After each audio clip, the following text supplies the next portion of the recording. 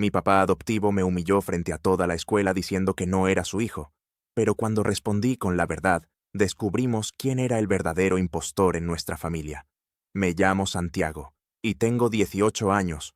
Lo que estás a punto de leer ocurrió el día más importante de mi vida, y también el más devastador. O eso hubiera sido, si yo no hubiera estado preparado. Todo comenzó la mañana de mi graduación. La ceremonia se realizaría en el gimnasio del colegio. Cientos de personas, profesores, familias, cámaras, diplomas, todos celebrando el cierre de una etapa. Pero en mi caso, ese día fue planeado por alguien para destruirme.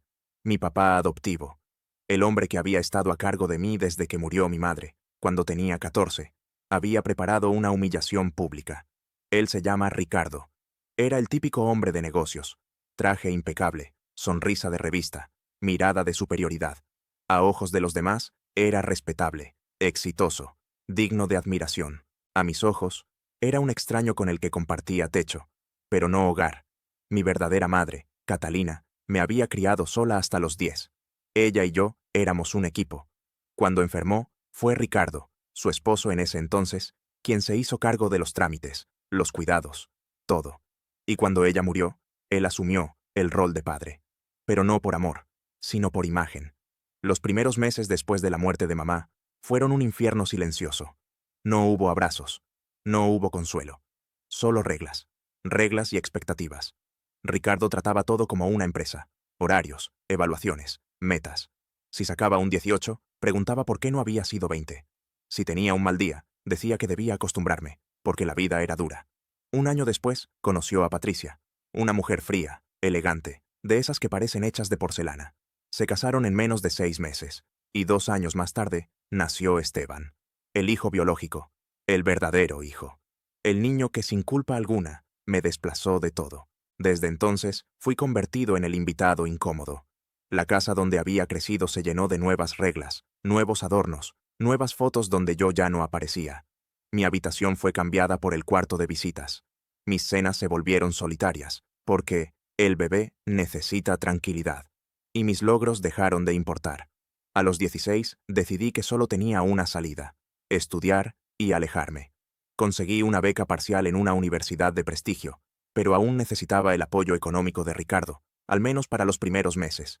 Y durante un tiempo, creí que lo haría, que, por mínimo respeto, cumpliría esa parte. Me equivoqué. 2 semanas antes de la graduación, escuché una conversación entre él y Patricia que me cambió la perspectiva para siempre.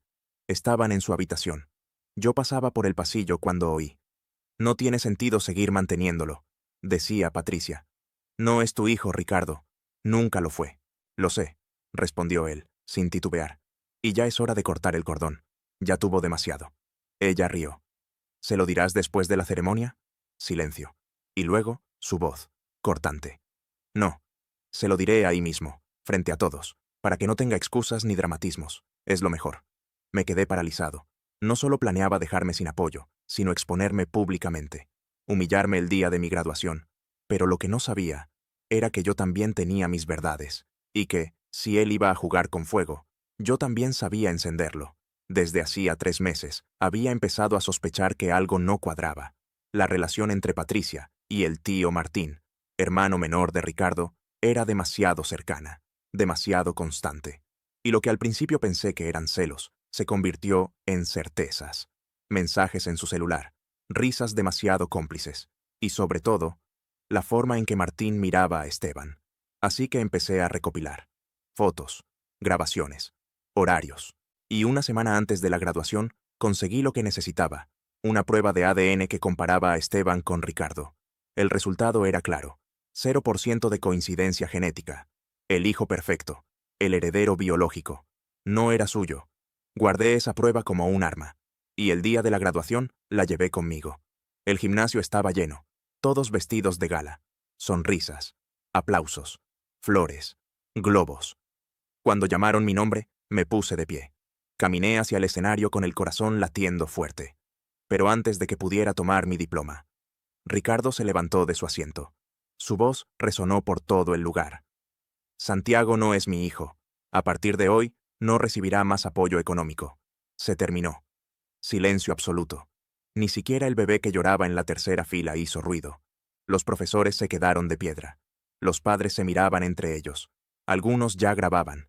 Yo me acerqué al micrófono. No temblaba. No sudaba. No lloraba. Solo sonreía. Es verdad, dije. No soy tu hijo biológico. Catalina me lo explicó antes de morir. Pero eso no me convierte en menos hijo. Solo revela que tú nunca fuiste padre. Ricardo se movió incómodo.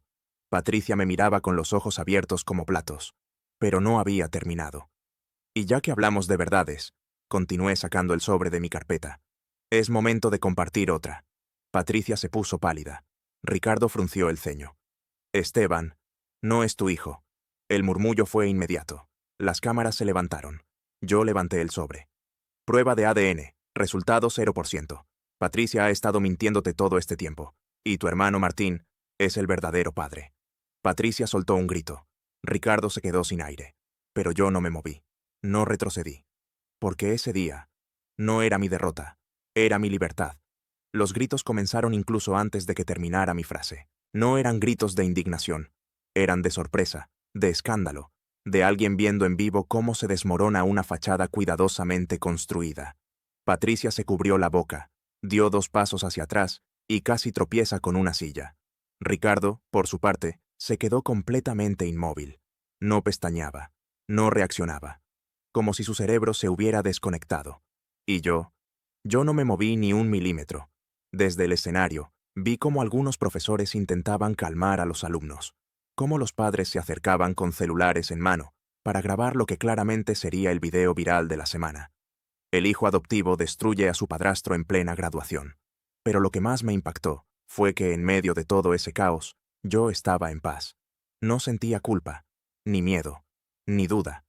Durante años fui el hijo de segunda categoría, el que no tenía espacio en la repisa de las fotos familiares, el que no merecía un abrazo, el que debía agradecer por existir bajo techo ajeno. Y ahora, por fin, ellos estaban frente a su propio espejo.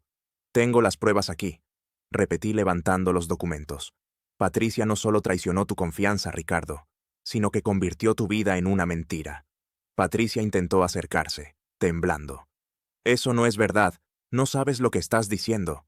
Pero su voz era débil. Ya no tenía la seguridad ni el tono de mando que usaba a diario conmigo. Ahora solo era una mujer descubierta, intentando que nadie escuche los pedazos rotos de su máscara caer. «Ah, ¿no?», respondí. «Entonces, ¿por qué está tu nombre en esta grabación, Patricia? ¿Por qué le dices a Martín que tiene que tener paciencia? Porque Esteban algún día sabrá quién es su verdadero padre». Silencio otra vez. Hasta los murmullos se congelaron. Patricia palideció. Dio otro paso hacia atrás. «Tú no tenías derecho a espiarme», susurró, ya sin fuerza. «¿Y tú tenías derecho a usarme como reemplazo mientras construías una nueva familia a mis espaldas?». Le solté con calma. «¿Tenías derecho a decir que yo era un estorbo, un ensayo, mientras sonreías en las cenas fingiendo ser la mujer perfecta?». Ricardo se pasó una mano por la cara. Por primera vez en años, lo vi humano. No como el empresario infalible, no como el padre autoritario, sino como un hombre destruido que acababa de perder todo. «¿Esto es cierto?», le preguntó a Patricia. Su voz ya no tenía dureza, solo incredulidad. Ella abrió la boca, pero no logró emitir sonido. Solo bajó la mirada. Y fue suficiente. Porque cuando alguien no defiende su inocencia, es porque ya ha decidido no seguir mintiendo, o porque ya no puede. «Mi madre murió creyendo que tú cuidarías de mí», le dije a Ricardo, sin rabia, pero con dolor. «Y tú te aprovechaste de su ausencia para reducirme a una carga». Vi cómo bajaba la cabeza, pero ahora entiendo por qué siempre me hiciste sentir como un intruso. Continué. «Porque desde el principio, sabías que tu vida era una farsa, y yo, con solo existir, te lo recordaba». Los aplausos empezaron despacio. 1, 2, 3 personas, hasta que se volvió una ovación. No por venganza, no por espectáculo, sino porque en ese momento todos entendieron que la verdad, por incómoda que sea, siempre merece ser contada. Tomé mi diploma. Le di la mano al director, que apenas podía disimular su desconcierto. Y cuando bajé del escenario, vi cómo Patricia salía apresurada, con Esteban en brazos y el celular en la otra mano, probablemente marcándole a Martín. Ricardo, en cambio, se quedó sentado. hundido en una silla que parecía tragárselo. Al pasar a su lado, se atrevió a susurrar. Santiago, por favor. Me detuve. No por él, sino por mí. ¿Sí? ¿Podemos hablar después? Preguntó con voz rota. Necesito entender todo esto. Lo miré directo a los ojos, y aunque no sentí odio, tampoco sentí ternura. Claro que podemos hablar, le dije. Pero no para que me expliques lo que hiciste, sino para que escuches todo lo que yo callé durante años. Y seguí caminando. Afuera, el sol me dio en la cara. Por primera vez en mucho tiempo, el aire me pareció más liviano. Mi nombre, Santiago, había sido llamado en esa ceremonia como parte de una lista de estudiantes. Pero lo que había pasado allí adentro me había dado algo más poderoso que un diploma. Mi identidad, mi voz, mi verdad. Y la certeza de que, aunque el mundo se derrumbe a tu alrededor, si tienes la verdad de tu lado, puedes salir caminando con la frente en alto. Esa noche, subí los documentos escaneados a un pendrive y los guardé en una caja junto a las cartas de mi madre. No como trofeo, sino como cierre.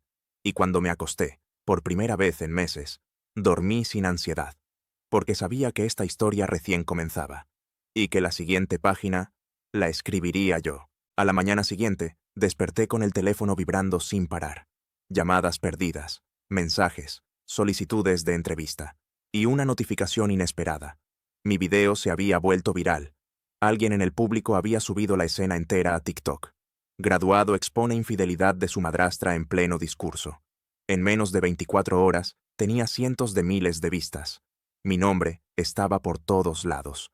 Y por primera vez, no me sentí invisible. No lo había hecho por fama.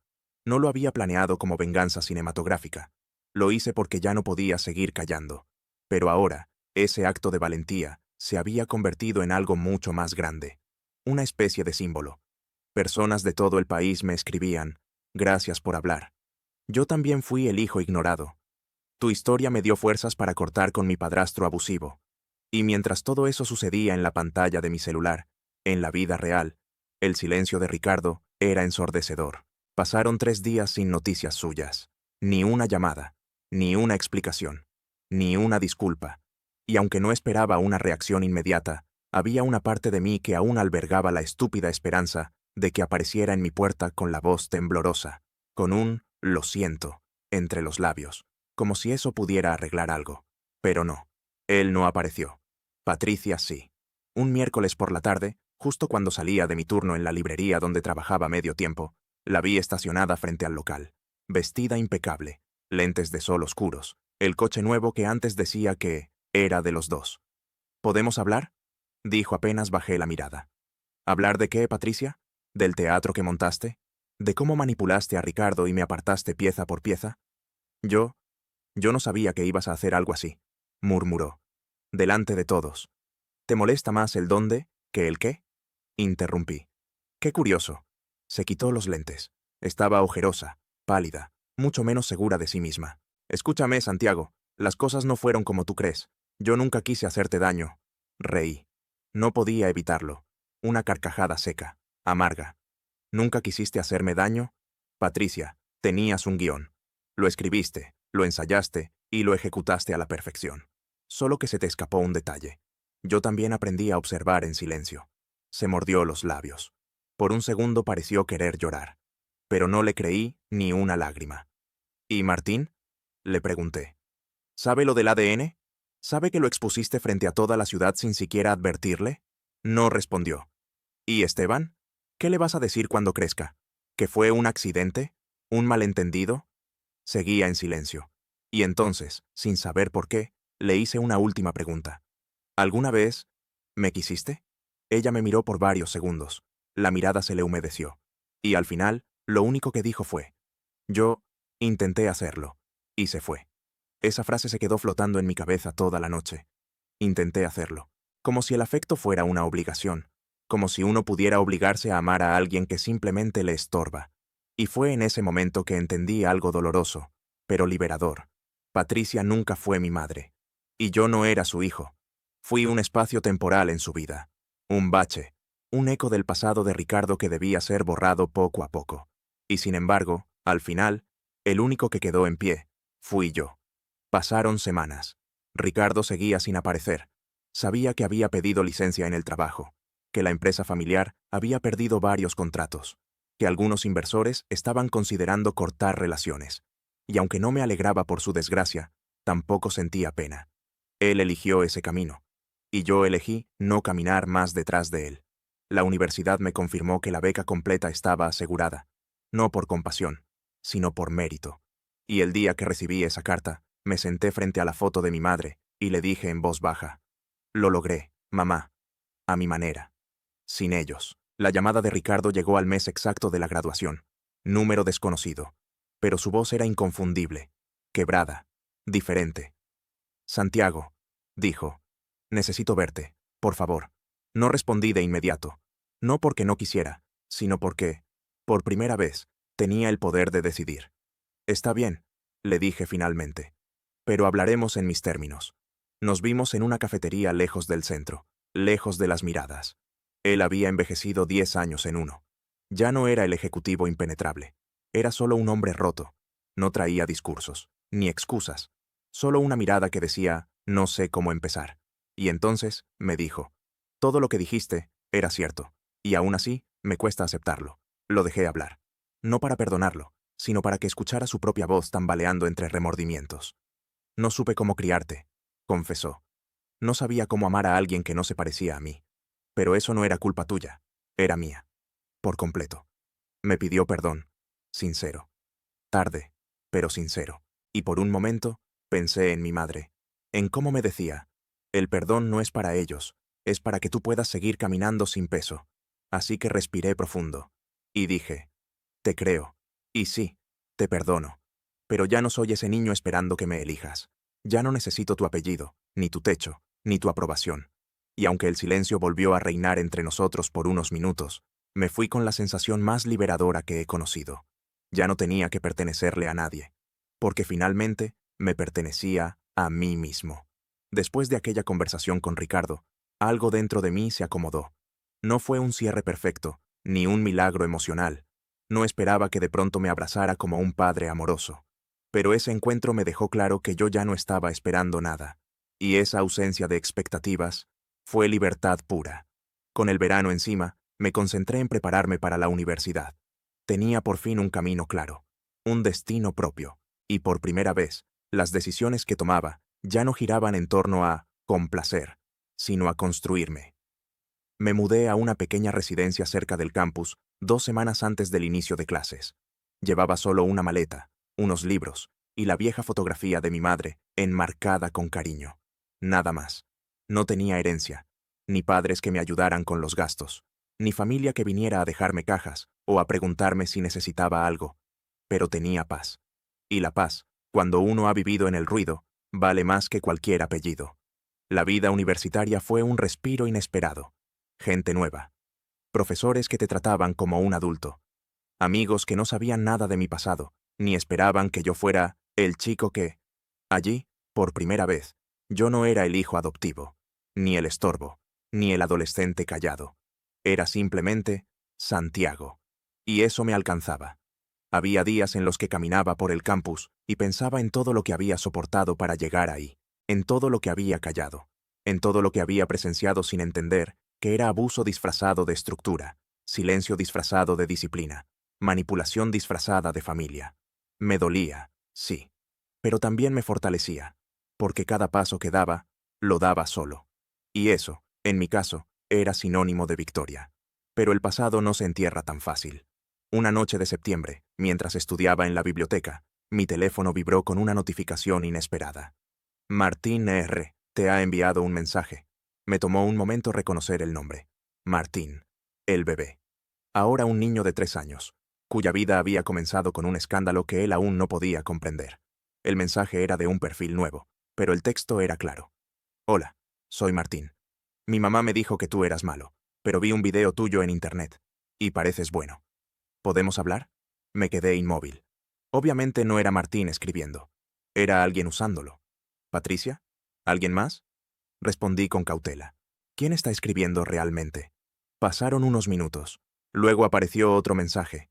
«Soy Elisa, la niñera. He cuidado de Martín desde que se fueron. Lo vi llorar muchas veces pidiendo por Santi.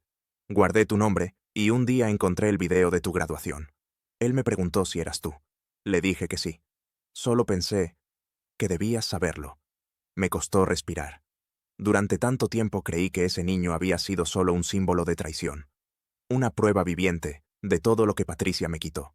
Pero ahora, esa criatura inocente, me estaba buscando. Respondí con una sola frase. Gracias por cuidarlo. Dile que no fue su culpa, y que yo lo quise, desde el primer día. Esa noche, lloré como no lo hacía desde el funeral de mi madre. Lloré por lo que perdí, por lo que nunca fue, por lo que no podrá ser. Pero también lloré por lo que logré, porque aún con el corazón roto, seguía de pie. Los meses pasaron. Ricardo comenzó a llamarme una vez al mes, justo como yo había permitido. Nada forzado, nada idealizado. Solo dos personas, intentando entenderse desde las ruinas. En una de esas llamadas me confesó que estaba en terapia. El psicólogo me preguntó cuándo fue la última vez que fui feliz. Dijo. Y no supe qué contestarle. ¿Y tú qué crees? Le pregunté. Creo que fue cuando aún estaba tu madre. Silencio. Tú eras feliz con ella. Dije en voz baja. Y tú también, respondió. Fue la conversación más honesta que tuvimos en años. Y aunque no lo dije en voz alta, pensé, si ella nos viera ahora, tal vez no estaría orgullosa de todo, pero sí de esto, de que al menos lo intentamos. Un año después de mi graduación, el video seguía girando por internet. Algunos canales lo analizaron, otros lo criticaron, unos pocos lo convirtieron en símbolo de justicia familiar. Pero para mí, ya no era una cicatriz abierta, era una historia contada. Un capítulo que, aunque doloroso, ya no dictaba quién era. Un día cualquiera, mientras almorzaba en el comedor de la universidad, un joven se me acercó. ¿Eres tú, el del video? Asentí con una media sonrisa. Solo quería decirte que gracias a ti, confronté a mi padrastro, y aunque aún no sé si hice bien, al menos ya no me siento invisible. Le di la mano. Nos deseamos suerte. Y siguió su camino. Y entonces lo entendí. Mi historia no me definía, pero podía inspirar. Y eso, de alguna manera, también era justicia. Volví a casa un año después de aquel día en la graduación. No por nostalgia, no por necesidad, sino por elección. La universidad había cerrado por vacaciones, y no quería quedarme solo en la residencia. Ricardo me había llamado 2 semanas antes. Si quieres venir, no tienes que avisar. Aquí siempre tendrás un lugar. Lo pensé durante días. Recordé cada rincón de esa casa, cada silencio forzado, cada frase que nunca se dijo. Pero también recordé que ahora, yo ya no era el mismo, y esa diferencia fue lo que me permitió volver. Cuando crucé la puerta, el olor a eucalipto me golpeó con fuerza. No era el perfume de Patricia, ni el de mi madre. Era nuevo, más sobrio, menos pretencioso. Ricardo apareció en la cocina, con una camisa arrugada y las gafas mal puestas. No sabía si vendrías, dijo. Yo tampoco. Nos abrazamos. No fue un abrazo de película. No fue largo ni emotivo. Fue incómodo, torpe, pero real. Después de almorzar, me mostró el despacho. En la estantería, donde antes estaba el retrato de su boda con Patricia, ahora había una foto mía con mi madre. Y justo debajo, una figura pequeña de Martín, sonriendo con un gorrito de cumpleaños. Lo vi hace poco, dijo. Patricia me dejó tener un par de visitas supervisadas. El juez lo permitió. ¿Y cómo está? Bien, aunque aún no entiende todo. Asentí. Gracias por recordarlo, le dije señalando la foto. No es por él, es por ti, porque creo que mereces ver que no todo fue mentira. Nos quedamos en silencio unos segundos. Luego, Ricardo se acomodó en el sofá, y sin mirarme, dijo, ¿sabes cuál fue el peor momento para mí? Negué con la cabeza. No fue cuando me diste los papeles, ni cuando Patricia confesó, ni siquiera cuando me quitaron a Martín por unas semanas. Fue cuando vi tu sonrisa antes de hablar en ese micrófono. Esa sonrisa no era de odio, era de liberación. Y supe que te había perdido mucho antes de ese día. No supe qué decir. Así que solo me senté a su lado. Porque a veces, lo único que uno puede ofrecer es presencia. En diciembre, la vida empezó a tomar otro ritmo. Conseguí una beca parcial en Colombia, un trabajo en la biblioteca del campus y una pequeña columna en el periódico estudiantil, donde escribía historias de otros que, como yo, habían aprendido a rehacerse desde el dolor. Me escribían todo el tiempo. Chicos, chicas, adultos, incluso profesores. Gracias por ponerle palabras a lo que yo no podía explicar. Gracias por hacerme sentir menos solo. Gracias por mostrar que sobrevivir no es lo mismo que callar. Y cada mensaje, cada historia compartida, me recordaba que lo que viví no fue en vano, porque de ese dolor también nació una voz. Una que no buscaba venganza, sino justicia emocional. Una que no gritaba, pero resonaba. En abril recibí una carta manuscrita. No tenía remitente, pero reconocí la letra de inmediato. Patricia. Con manos temblorosas, la abrí y leí. Santiago. No espero tu perdón. No creo merecerlo. Pero hay algo que necesito decirte. Yo te vi. Te vi crecer. Te vi ser mejor hijo que cualquiera que yo pudiera tener. Y aún así, te fallé. Te fallé por envidia, por orgullo, por miedo a no ser suficiente. El día que decidí apartarte, pensé que estaba ganando. Hoy entiendo que solo perdí. Martín pregunta por ti. Le hablo de ti como su hermano mayor. Le digo que fuiste valiente, que fuiste justo. Si algún día decides responder, estaré aquí. Si no, también lo entenderé. Patricia, no lloré, no sentí rabia, no sentí nada inmediato. Solo paz. Porque las verdades dichas tarde no reparan el daño, pero cierran heridas. Hoy han pasado 2 años desde aquel día en el gimnasio. A veces me preguntan si me arrepiento, si lo volvería a hacer. Y siempre respondo lo mismo. Sí. 1000 veces sí. Porque no se trataba solo de mí. Se trataba de todos los que alguna vez fueron silenciados por el miedo, por la culpa, por la obligación de mantener la familia. Se trataba de decir, yo también valgo, yo también merezco respeto, yo también merezco amor, aunque no comparta tu sangre. Ricardo y yo cenamos juntos cada mes.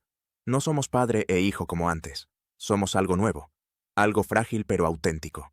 A veces me cuenta cómo va su terapia, a veces me pregunta por mis clases, y a veces, solo hablamos del clima. Pero incluso en esas conversaciones superficiales, hay un fondo distinto. Ya no hay miedo, ya no hay máscaras, solo dos personas que decidieron no repetir el ciclo. Y sobre mí, sigo caminando. No perfecto, no sin heridas, pero libre. Libre de la necesidad de agradar, libre de la culpa heredada, libre de quienes me definieron sin conocerme.